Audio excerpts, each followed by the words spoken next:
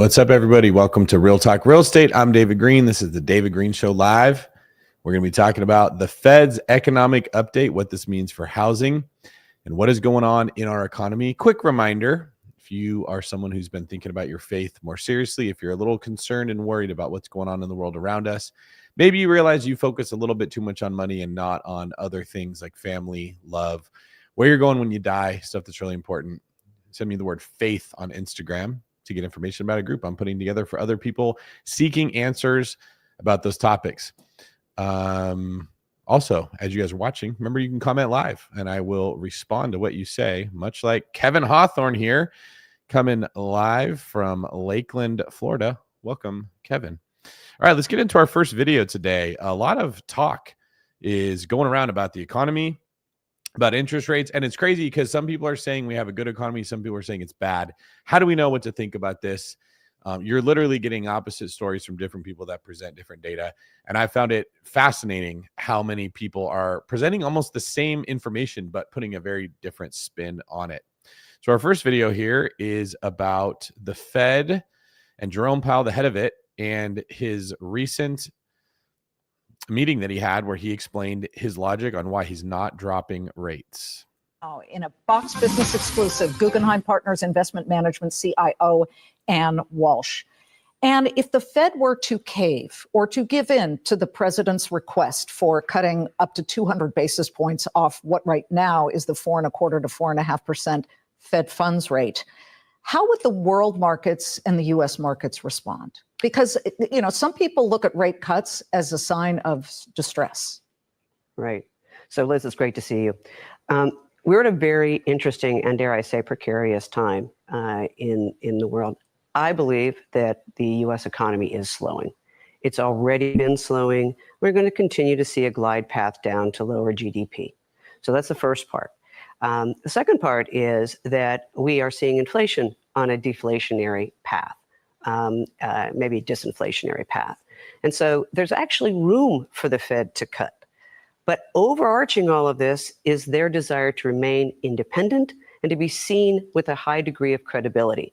And the key to that is that they really believe they have to see the core PCE down to the 2% level that they set the target at originally. And until they get there, they're less likely to be actively seeking to lower rates. Here's what makes me a little concerned about the Federal Reserve taking such a stand. And by the way, since March of 2022, when they were raising rates and then they began cutting pretty dramatically because we had inflation in June of 22 for four-decade highs. I mean, it was nuts. We're not there anymore. So why should rates still be that high? And if they're trying to show their independence, is that cutting off your nose to spite your face by not chopping interest rates? Actually, I think it is a bit of that. Based on the Taylor rule, the model suggests that we should be 50 to 75 basis points lower on Fed funds rate to get to neutral. And let's think about what happened to force and bring on all that inflation. It was a huge amount of fiscal and monetary stimulus to recover from COVID. That impetus in that money supply has slowly eased. This is what I've been saying on this channel a lot, on my real estate podcast, on these lives, on Instagram Live, at the meetups that I'm doing everywhere. This was predictable. In fact, it was impossible not to happen. We just didn't know when it was coming. And because most people make economic decisions, or really decisions about everything in life, based on how they feel, not based on what they know, nobody prepared for this.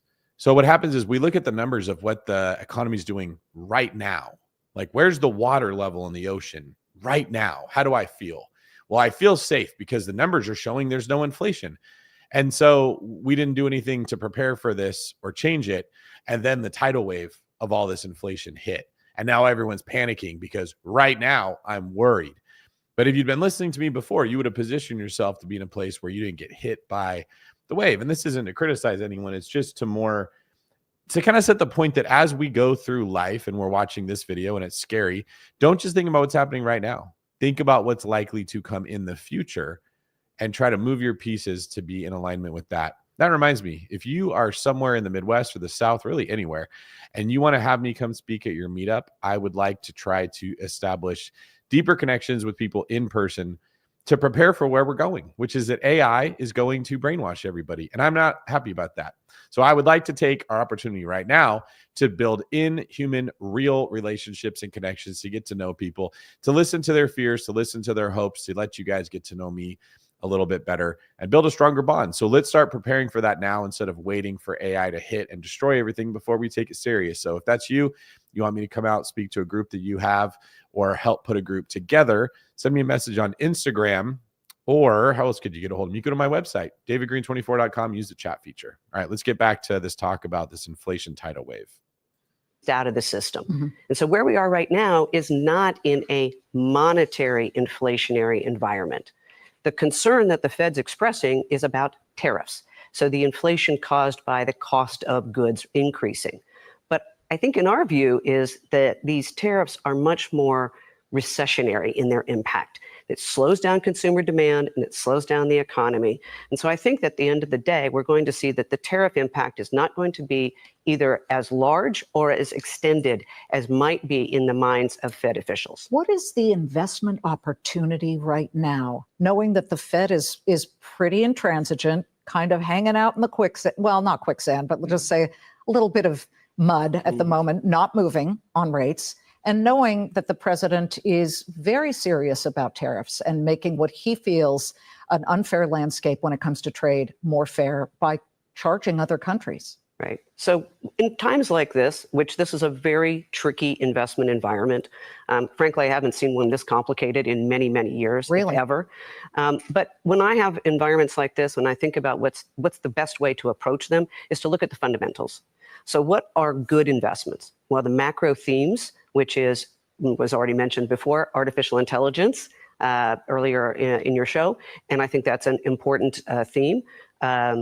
Investment in energy and the tech build out and telecommunications and all the things that we need as a business environment. That's first. Second, in terms of rates, you're getting paid a lot to be in treasuries and to be in investment grade fixed income in particular. And that is, you're getting real rate of interest for a change, and you're getting a term premium. So all of that actually makes fixed income a really good opportunity right now, particularly in credit. Because what's also happening in the backdrop is that companies are in pretty darn good shape. Those companies that issue bonds and that are available to investors today. Now, I would sort of say there's a bit of a risk here, and that is that the lower end consumer and the small businesses are struggling in this high interest rate environment. And where Jay Powell said that they were moderately or modestly restrictive, I think they're more than that, Really? particularly for the interest sensitive parts of the economy. And that's where the pressure points are going to continue to be felt. Yeah, we've seen some housing numbers that have not looked that happy. And in fact, we start to wonder what's going on in the housing market. And you start to see that it's really been hard for buyers because rates are still historically high, although they came down week over week. Freddie Mac had just indicated that. We're still below 7%. But so overall, the criticism that the president made in that first soundbite is rational in a way, because it costs so much to service the debt when rates are this high, just paying the interest on the debt. But then the name calling, and that actually came up during the Federal Reserve news conference just in the last 40 minutes. And we want to play what was asked and how Chair Powell responded. Listen. All right, before we get to that, I have a question for you guys. The gal that we just heard talking, let's see if we can pull her back up again here. We're going to take a little poll. I think she's actually very intelligent. I've liked a lot of what she said. There we go. Her. Did she used to host a game show called The Weakest Link? Because I'm wondering if it's the same person that I'm about to share in a second here.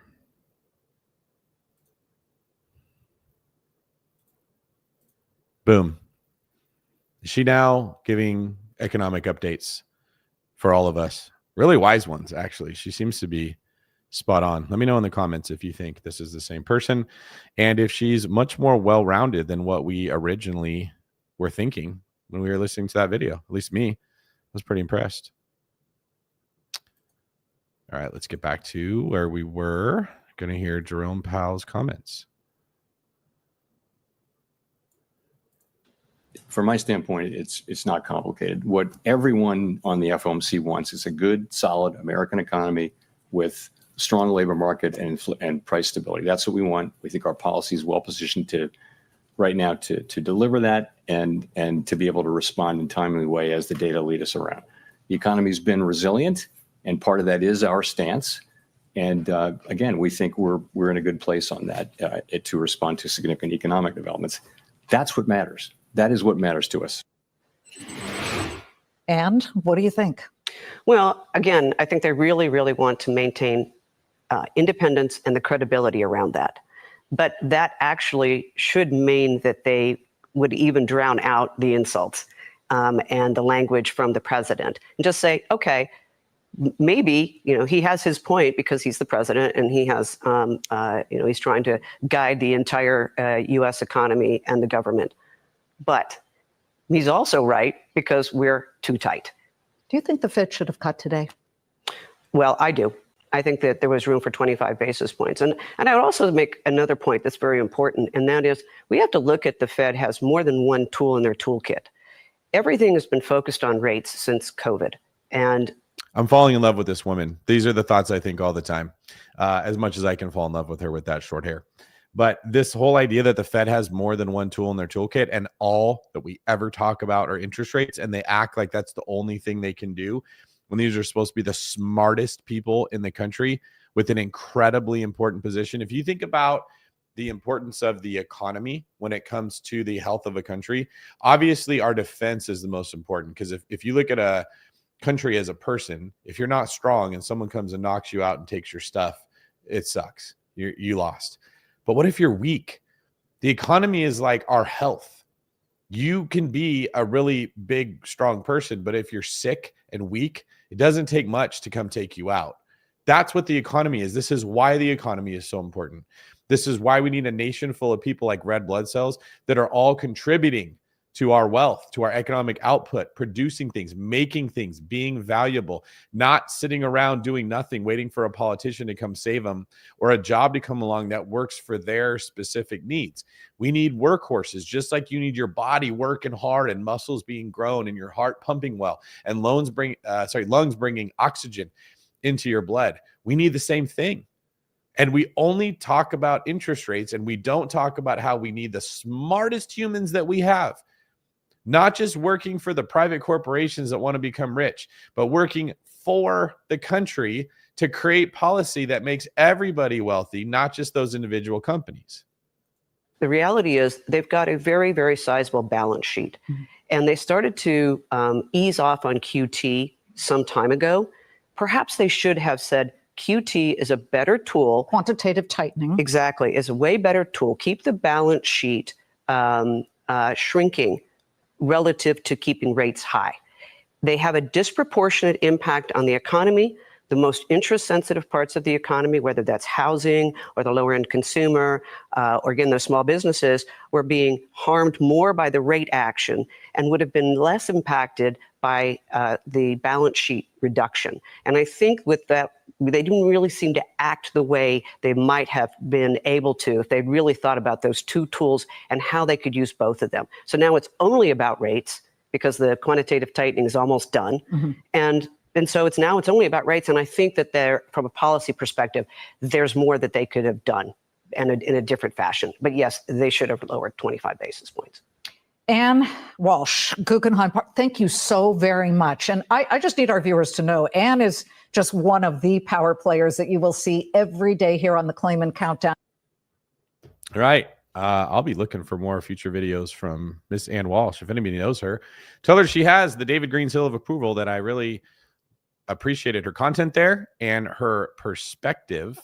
And if anyone knows her, I'd love to interview her on the show or just get to know what's in her brain a little bit better. That was really good stuff. It's not often I hear someone and I'm like, hey, you're thinking outside the box. In fact, let's take a little minute for me to riff here for everybody listening and just call attention to the fact that there are two kinds of intelligence, in my humble opinion.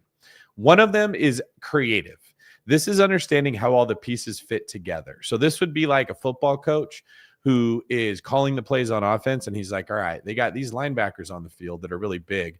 That means it's going to be hard to run the ball. So we want to try to find a way to get our package on the field that forces their linebackers to keep up with our faster players. And that means we can throw the ball better, but that means we're going to need to buy the quarterback some time. So what offensive lineman do I put out there? He's thinking creatively and coming up with solutions. That's the kind of intelligence I like to listen to. That's what I got the vibe there from Ann. The other kind of intelligence is the kind that deceives you. This is where people regurgitate information they heard from someone else, but use multi-syllabled big words to make themselves sound smart. This is why when you watch a lot of news or you watch a lot of YouTube videos and you watch the same kind of genre, like let's take the red pill space where men are teaching other men how to be better at being a man. You notice how they all just kind of repeat the same talking points all the time. Or maybe you go the other road, you've got like the feminists and you listen to their content and they all give you the same sob story every single time. They're just regurgitating statistics other people said or things other people said. And it takes you a while to figure out they're not really intelligent. They are just echoing what intelligent people said. That's what you got to look out for in the world. You got to look out for the regurgitators that just puke big words all over you that make themselves sound like you can trust them, but they just heard what other people said. I mean, how many times have you all heard the phrase that you are the sum of the 5 people that you spend the most time with? How many times have you heard people say, you got to get up early and get ahead of everybody else and do your affirmations? How many times have you heard people say you got to work on your business, not in your business? I mean, this stuff, everybody can repeat it and they sound smart. Doesn't mean that they actually are. So I like to look for people who say things that are intelligent that they came up with on their own that they didn't hear other people say. All right, let's get into our next video. Well, President Trump blasting Fed's Chairman Powell, following the decision to leave those rates unchanged yesterday. So in a post on Truth Social, Trump says Powell is costing our country hundreds of billions of dollars and that we should be 2.5 points lower. Let's bring in Roth Capital Partners chief economist and market strategist Michael Darda. Michael, thank you so much for being here. I want to get first your reaction to what we saw yesterday, that rates didn't go anywhere. And then also, the Wall Street Journal editorial board talks about this tariff jolt that Powell is facing. And at the end of it, they say, President Trump criticized Powell again on Wednesday for not cutting rates. Lifting the tariff wet blanket would do far more for growth than a 1/4 point cut. Right. Well, fair point there. Look, if we look at the Fed's forecast and the way that it changed with the survey of economic projections, they raised their expectation for inflation, cut their expectation for real growth. And so it's really ambiguous from a dual mandate perspective in terms of what you would do with rates. Probably you just sit there and watch the data, and that's essentially what Powell said that the Fed was going to do. So this really wasn't outside of where expectations were, although certainly the White House is not happy with it. But they upped their inflation projections, and then they also talk about slower growth. Right. So that tells. I can't say for sure, but I would guess this is why President Trump is so frustrated with Powell. By the way, when I say I think President Trump is frustrated with Powell, that does not mean that I think everything that Trump does is perfect. So all the Trump glazing comments that you guys just can't help but put in my comments, they don't land like you think they are. I think that Trump is looking at where we're going and Powell is looking at where we are, and they're frustrated because we can't get each of them looking at the problem from the same lens. Me that the case is being made in their minds for a cut. Yeah, I do think that they're probably going to start to move rates lower in the fall, but they just want to be more confident that you're actually getting a weakening in the economy. What they don't want is the tariffs to start bringing higher inflation. And then if the labor market is still really, really tight, then that inflation starting to get into expectations of higher inflation and a bit of a spiral occurring. So there's a bit of, once bitten, twice shy here going on with the 2-year inflation overshoot that the Fed presided over. And so they're just nervous and they're going to be cautious in terms of continuing to lower policy rates. They really want to see evidence that growth is slowing, not just in the forecast. So they're going to be reactive instead of proactive. Yeah, well, and also, too, you say the current fear is that the lagging effects of tariffs and a potential hot war in the Middle East, that is the kind of the inflation story, but we don't know for sure yet. We're kind of in a wait and see pattern on that. The other issue is the federal debt. I wanted to get your reaction to this because, the Treasury Department gave our colleague Edward Lawrence this last night, 31.4% of the $36 trillion $11 trillion, doing the math, of U.S. debt has to be refinanced within the next year. So we've got to refinance that debt in the next year. And if rates aren't lower, which is obviously what Trump wants, Right. that's the end game to me. How do you think Powell reacts to that? Well, I think, the way Powell is reacting is saying the best thing that we can do for long-term interest rates, which will matter the most in terms of debt financing costs, is to keep inflation low and stable and presumably at target. And so that's really the most important thing that Powell can do. I think that the criticisms of Powell would probably be more relevant if inflation expectations were too low. If you look at where bond market inflation expectations are, right now, they're perfectly anchored at levels that would be consistent with 2% inflation. So the Fed's doing quite a good job here. When they started cutting rates last fall, those expectations were tanking, and labor market data was weakening. And so that really did justify the Fed moving. And the pause came about as, the data surprised to the upside and those expectations recovered. So, I think that the Fed's really doing a pretty good job here. Okay. And that's really the mission. Keep those expectations low and steady. In addition to that, how about not running 7% of GDP fiscal deficits at full employment? If we're worried about the debt and the deficit and refinancing costs. So, back to the basics on some of this stuff. Well, that really is not something that the Fed, has any sway over. It's Congress. I was going to say, talk to the politicians on that one. Yeah. Real quick, just switching gears with you. You recently changed your view. You were an AI skeptic. Yeah. You were bearish on tech. Now you're optimistic. You're bullish. What changed?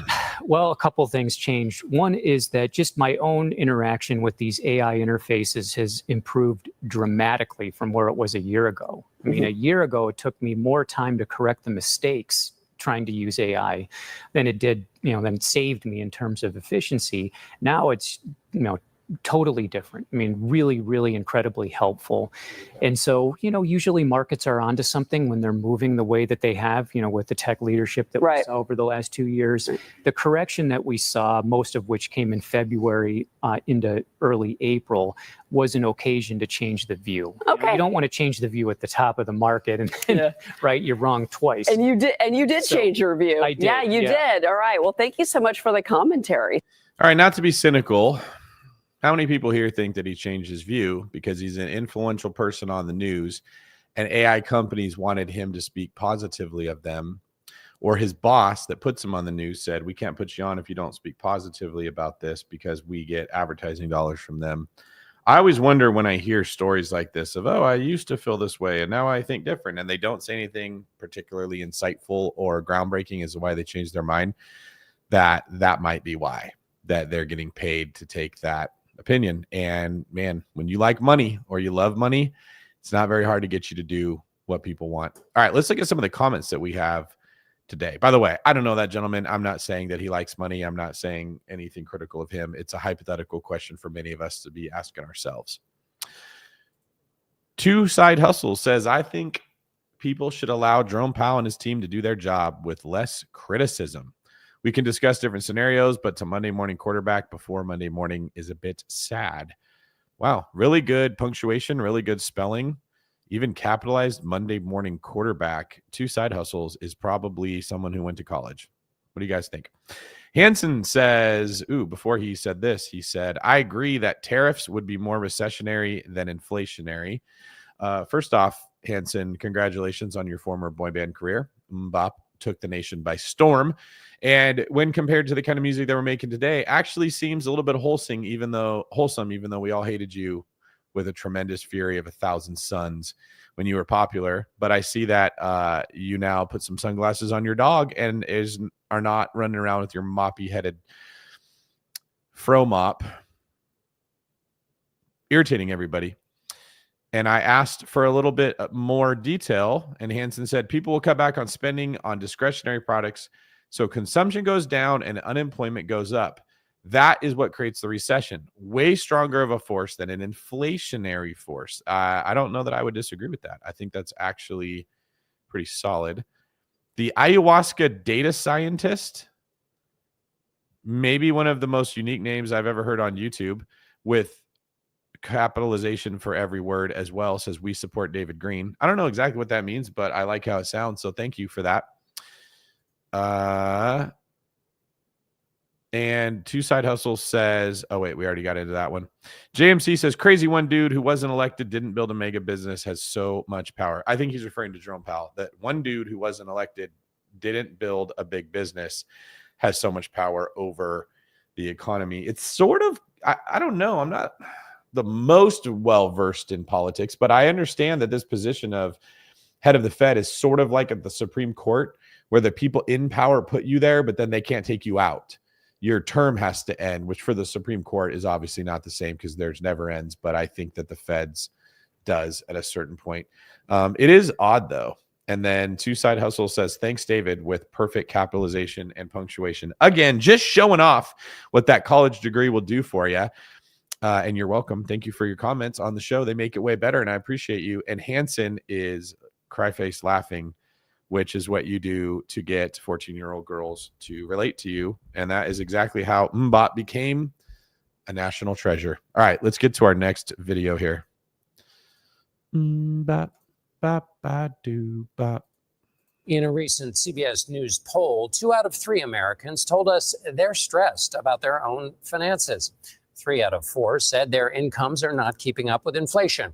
That's a lot of people struggling to make ends meet. And starting tonight in our series, The Cost of Living, you'll hear some of their stories in their own words.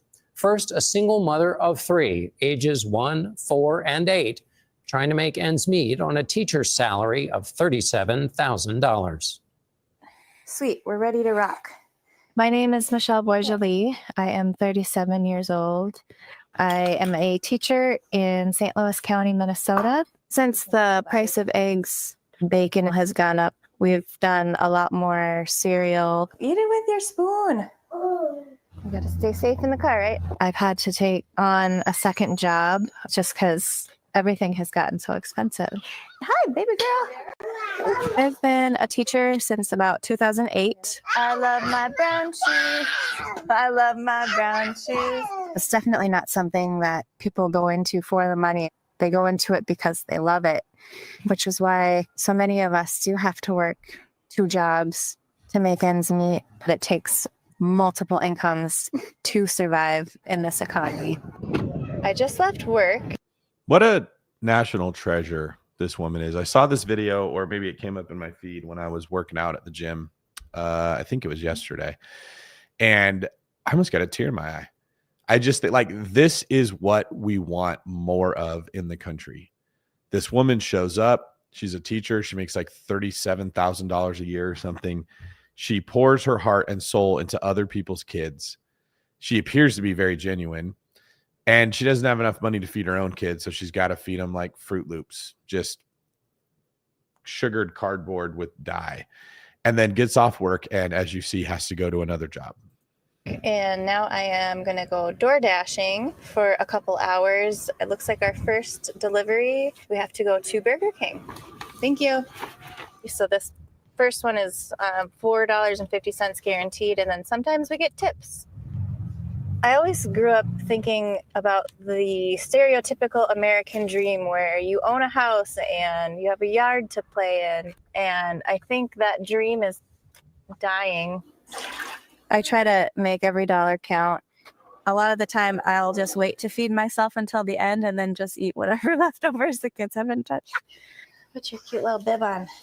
A lot of the people making the decisions for us are wealthy, don't know what it's like to work 2 jobs, don't know what it's like to have to pay for gas with quarters, and yet they're making the decisions for us. If they knew a little bit about the average person who is fighting every day to make ends meet, I think that maybe they would make decisions that were actually helpful for the average person. Good night, sister. Come here. Here's the Again, we go back to my point earlier. Do we have the brightest minds in the country figuring out how to put people to work and keep costs low and get interest rates to where people will buy and sell houses again and people can afford to get a house, and how we can bring down the cost of housing? Do we have the elected officials they could put in place saying, you know what, regulation makes housing really expensive? How do we figure out a way to make this more efficient and work with the builders and the investors that want to go in and improve housing so there's more of it? If you've ever been in the position like me where the city goes in and basically shuts you down and says, we don't like you because we think you're a wealthy investor, we don't want your type in our neighborhoods, and we're just going to keep you here until you eventually have to give the house back. They're not trying to work with you. If you guys have noticed this a lot of the time, the people that we elect, they're looking for the shortest way to make other people happy to get voted in. And stories like this kind of show these are the unfortunate victims that get caught up in this system that are doing their best to try to get by. These are your tenants that eventually want to own their own house. These are the people teaching your kids. These are the people dropping off your food when you order it. And they don't really have a whole lot of hope. Latest on inflation, the government reported today that in the past 12 months, prices rose just under 2.5%. In our special series, The Cost of Living, Americans are sharing their struggles to make ends meet. Tonight, a rookie cop in Connecticut, married, 3 kids, household income $120,000, and looking to buy a house. This is his story in his own words. My name is Anthony Bartolini. I'm a police officer in Waterbury, Connecticut. I'm 29 years old. I've been a police officer about a year. Let's go. But every day is a struggle for me too. If I still have to worry about my next paycheck, where my next meal is coming from, I'm just like anybody else out there. Good morning, it's Officer Bartolini. I'm patrolling streets because you want to make sure that if you see something, you can do something about it. So I've been looking at houses pretty much every day. I wanted to buy one for a few years.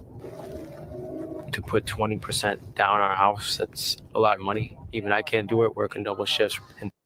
Someone tell this guy he needs to be listening to the David Greene show, especially if he's a cop. You don't have to put down 20% when you're buying a house unless you're trying to avoid PMI, which is usually, depending on the price of the house, a couple $100. You can get by with 3, 4, 5% down. So if you're somebody who wants to buy a primary residence for yourself, those are sometimes the only deals making sense right now. Get your own house instead of renting from somebody else. Make sure that you go to davidgreen24.com, hit the chat button, and let me know, because that's a myth that you have to have 20% to put down. But his overall point about affordability is very solid. Like, I wonder when the last time that these small town police officers, medics, teachers ever got raises. In today's economy, even if I got a second job, I wouldn't be able to afford it. How was your day? Good. My wife Sarah and I were waiting for our daughter to get off the bus. We'll eat something real fast, then we'll go look at a couple homes. Oh, there's a bone in here? There is, yes. There's a bone, yep. We've been having trouble finding the right home because the bigger the house you want, the more expensive it gets. And we need the room for the family, the dogs. They need a yard to run around in. Turn right on George Street. I like the neighborhood. Seems quiet. There she is. Hello, come on in. We have 3 bedrooms on this level, 2 full baths. It's a very nice house. What price point are we looking at? Probably around 300 to 325. There has been a low supply, but there's still a demand. It's a very competitive market. So it checked all the boxes, but too bad somebody put an offer in before we got here. Oh, if it falls through, we'll come back. Many of you are watching this and you're thinking, well, yeah, that's what you get because you got greedy sellers that don't want to drop the price of their houses. That's why housing's unaffordable. You make up this boogeyman somewhere of greed and blame them. And then you say, you don't feel bad. I'm going to wait for prices to drop and I'm going to go buy that house for $120,000 because they were greedy. Here's what you probably don't understand. In order for that to happen, you have to have a whole bunch of houses hit the market at the same time so that nobody wants to buy them.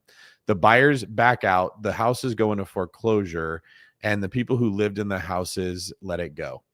Then they have to be evicted and they have to find somewhere to go live, which increases rental demand and pushes rents up everywhere. Then the banks own the house and they got to figure out how to get it off their books. The banks are not in the business of owning and managing real estate. They're in the business of ripping off people like you who are trying to make money because they're way smarter and know how finances work much better than you do. The banks don't want the house. The banks want their capital back that they lent so that they can go rip somebody else off with it and make more money. So do you think that they're going to have some asset manager that oversees thousands and thousands or hundreds of thousands of addresses that are now all being not only run down, but they're being inhabited by gangs, prostitution homes, trap houses, homeless people, squatters, horrific stuff. They're having, now people know how this game works. They steal the copper, they steal the air conditioning, they move in, they rip out anything of value in that house. So the house now has to be rebuilt and going to take a lot of money for the next buyer to come in. Do you think they want to deal with all that when they don't even know how real estate works? They just want to get back to making money, giving out loans to other people? No, they don't. So they do what every human being does. They look for the shortest answer to their problem, the fastest way out of the pain. You got a problem, take a pill. You got an issue, make somebody else fix it. You got all these houses, get rid of them. Now, where do you think they go? Do you think they go put them on the MLS for people like you to go look at when they're in such bad condition you can't even get a loan to buy the house because Fannie Mae, Freddie Mac won't finance it because it's not in habitable condition? No. They go to the person with deep pockets. They go to the hedge funds. They go to the people that can buy that house because they can borrow money at a cheaper rate than you can. They can go in, they can fix it up, they can put a tenant in it, and it will never go back on the market. So when, first off, we don't have this huge drop in prices because the hedge funds go buy them all immediately and they never flood the markets where you get that cheap house. And then you have a worse problem of affordability later because there's less houses that will ever hit the market for you to buy because the hedge fund just sucked them up like a hungry, hungry hippo. That's the reality of what we're facing here. And all the people that are sitting there like rubbing their hands together thinking that you're going to have the deal of the century if you just hope for calamity, you'd think that you're the biggest fish in the pond. You don't know that there's a much bigger fish. It's like a Godzilla and it's been lying dormant so you don't see it. But when there's food, it's going to come out and it's going to eat it before you ever even get a chance. Back and revisit it. I love you. You do get defeated knowing that homes are so expensive after looking today. I hope people in power, they change the price of things. There has to be a way to make everything go cheaper. There's no way they can just keep going up and up and up because then people won't be able to live. It's just so expensive. No one will be able to afford anything. Inflation has been moderating in recent months, but prices are still nearly 24% higher than at the start of the pandemic. In our series, The Cost of Living, Americans are telling us about their struggles to make ends meet. And we conclude with a widow on Social Security. After rent, she has less than $200 to live on. Here, kitty, kitty, kitty, kitty. My name is Olivia Marino Carlson. I'm 70 years old. I live in Santa Fe, New Mexico. I cannot afford to retire. I live off of Social Security, which does not pay all my bills. That's why I'm looking for work. My husband was a mechanic. He developed MS. I took care of him until he passed away. I was working retail, lifting boxes. It was very hard. I'm going to the library to use the internet to look for work. I did not think that being 70 would be like this. I'm asking if there's any positions or work positions available here. We don't have anything open right now, but keep an eye on it. I put in an application here at Walgreens. I haven't heard back, so I'm going to check to see what's going on. They don't have an update on my application. The cost of food. If this sounds bad and this is heartbreaking, imagine what's going to happen when Walgreens goes, you know what? We won't enforce the law that stops shoplifting.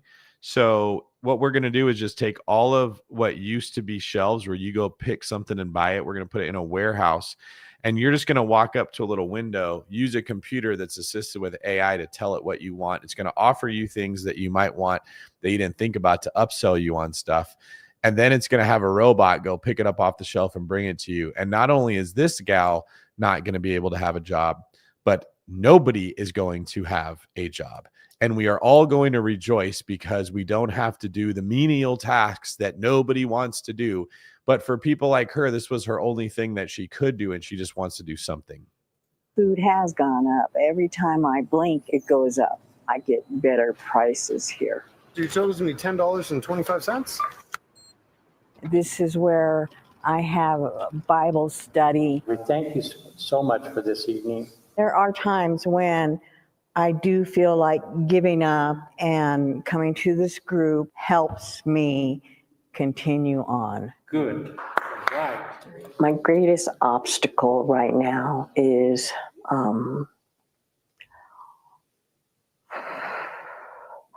being able to support myself. It is hard for me just to survive. I wish people in power would think more with their heart.